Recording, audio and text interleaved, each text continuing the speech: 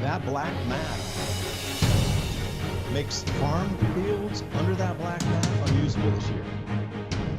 And this is why I'm wondering, what is the choice going to be? So the mother of all catastrophes is this Ohio derailment in the middle of Amish country and crop growing country that's now affecting not only Pennsylvania and Ohio, but southern Ontario, and polluting two of the Great Lakes along with the waterways and the Ohio River watershed. And think about, how does this dovetail over? Well, the world food prices are already at record high. So it can only go higher from here, especially with these larger events inbound. And you know, when it comes to the point of the Wall Street Journal telling you, don't eat if it gets too expensive, we're in clown world at that point. Clown world. When a major news publication says your eggs and your food price is getting, just skip breakfast, because if you can't afford it, just don't eat. That's unacceptable. It's truly unacceptable. We are definitely repeating chapters of history where people were so malnourished that they couldn't even facilitate the basics of society. The leaders have lost the right to rule this country. The mandate from heaven has been removed. If you can't feed the people, you don't have the right to rule anybody or even have a position of power, period. But really, how does this fit into the madness of this Ohio chemical spill? In the beginning days, I'm just going to say it, they covered it up. They tried to. Now, luckily with Twitter being more open, it started to trend. And once it started to trend, people were like, wait, I never heard about this. Nor did I for days. I didn't hear about that. So this cloud, they decided to burn off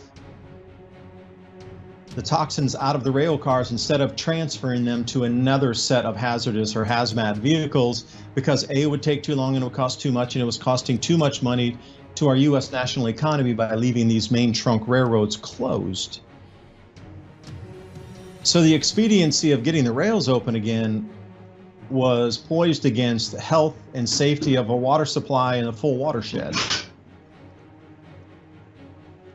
Look at the size of this plume of cloud, and what you can see the first day is as it was coming off of and rising into the atmosphere, so it starts to get up around 15,000 feet and then it begins to level off. And there was no news coverage, and the reporters that tried to cover this in the beginning were arrested. Well, it just got too vast, too fast, too many people getting sick, too many animals dying. And I look at these pictures and I go, how could that many animals die and this is not a national story? How many people are sick, skin wounds, respiratory problems, and they're still being told that, oh no, that you can drink the water today. This could possibly be the worst chemical spill and environmental disaster in American history. But what you see here, that black mat makes farm fields under that black mat unusable this year. And this is why I'm wondering, what is the choice going to be?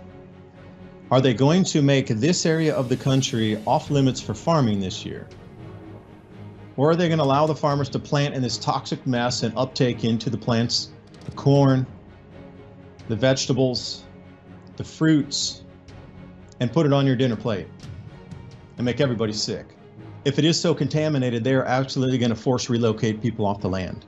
If it comes to the point where the EPA says you can't plant on the land this year, it's too contaminated and it won't be non-contaminated for 20 years, you can't live here anymore, we have a bailout fund and we're going to confiscate and pay for all these hundreds of thousands and square miles of farmlands, and that part of the country will be barren of people. And it takes us into some of these maps that we've seen of corridors where you're not allowed in. They're going to reintroduce Pleistocene Ice Age animals up there. After they replicate the DNA, it'll be a human no-go zone. I was always wondering how they would get people off the land, especially farmers. They're not going to leave. Money is not really an object. Your family's been there 6 generations. You think of offering 10% over market's going to get you to leave your land? Even doubling of the price. It's family land. My great-great-great-grandfather settled this 150 acres. We're not leaving it. 500 acres. We're not leaving. how would you get the people off the land? Well, if you contaminated this heavily, they would be forced to leave. And then in the same days of all things, I can't even believe it, the same days, this plastics facility, 5 acres, just catches on fire. It's similar to the PVC, the vinyl chloride, but this time it's plastics emissions coming out of the same, and it's blowing right over the citrus orchards. So I'm starting to look at this going, wait, we are under attack here. They're using the toxicity of fires in wind currents to contaminate downstream crops that will be taken off line for years. We're being starved out. And it might be a little too woo-woo, but I think the Homo sapiens sapien is the intended target. Whatever is out here, we are definitely under attack. Our food supply is being destroyed minute by minute, railroad by railroad, derailment by derailment, food factory fire after food factory fire.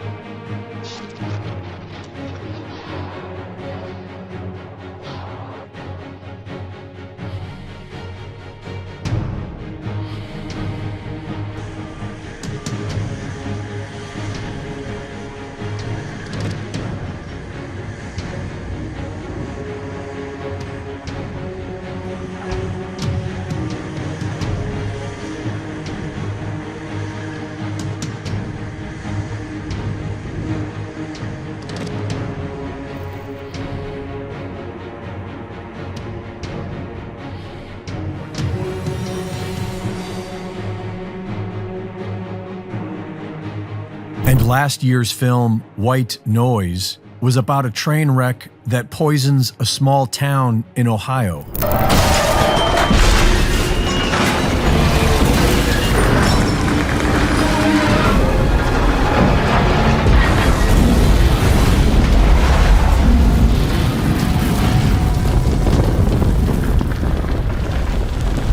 This is the very same story now playing out in real life. Within a year of White Noise's release, the actual event occurs in real life, in Ohio, in Texas, and in Michigan. This is known as predictive programming, and its purpose is to psychologically trick the minds of the masses into accepting major traumatic events that would otherwise be resisted. In the book Secret Societies and Psychological Warfare, Michael Hoffman describes a mind control technique known as the revelation of the method. And he writes that when the revelation of the method is performed in a veiled manner, accompanied by certain occult signs and symbolic words, and elicits no meaningful response of opposition or resistance from the target, it is one of the most efficacious techniques of psychological warfare and mind rape. Sarah Elkhaldy of the Alchemist YouTube channel does an excellent job of explaining all this. According to Elkhaldy, there is a law of nature in this universe that compels the dark occult to first gain our consent before trespassing against us, because they believe this protects them from the natural laws of cause and effect. They offered, and we accepted, so it's all fair. A lack of response to an action is often taken as an approval of that action. And there is an old Latin proverb that says, "He who is silent when he ought to have spoken and was able to, is taken to agree." Silence is considered by many to be a form of consent. And so it is through a veiled performance of the revelation of the method technique that these dark occultists believe they are gaining our consent. What we know as predictive programming. With predictive programming, the minds of the masses are impregnated with visuals of a major event before it happens.